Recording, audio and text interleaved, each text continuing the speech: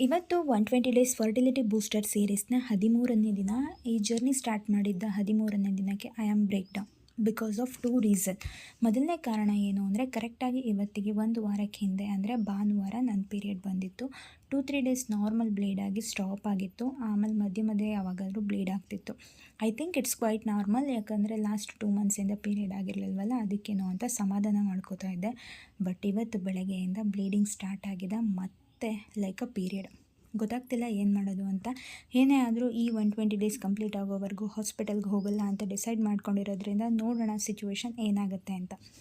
ಇನ್ನೊಂದು ಕಾರಣ ಏನು ಅಂತಂದರೆ, ಅಂಗಡಿಗೆ ಬಟ್ಟೆ ಪರ್ಚೇಸಿಂಗ್ ಅಂತ ಹೇಳಿ ಮೈಸೂರಿಗೆ ಹೋಗಿದ್ವಿ.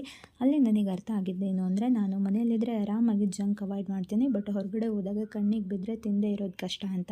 ಬಟ್ ತುಂಬ ನನ್ನನ್ನು ನಾನು ಕಂಟ್ರೋಲ್ ಮಾಡಿ ಮಧ್ಯಾಹ್ನ ಊಟಕ್ಕೆ ಹಾಫ್ ಚಿಕನ್ ಬಿರಿಯಾನಿ ಮತ್ತು 1 ಪೀಸ್ ಕಬಾಬ್ ಅಷ್ಟೇ ತಿಂದಿದ್ದು. ಸಂಜೆ ಫ್ರೂಟ್ ಸಲಾಡ್ ಮಿಲ್ಕ್ ಶೇಕ್ ಕುಡಿದು 1 ಪೀಸ್ ಗೋಬಿ ಅಷ್ಟೇ ತಿಂದು ನನ್ನ ಎಲ್ಲ ಗೋಲ್ಸ್ನ ಇವತ್ತು ಆಲ್ಮೋಸ್ಟ್ ಎಲ್ಲ ಗೋಲ್ಸ್ಗಳು ಬ್ರೇಕ್ ಆಯಿತು.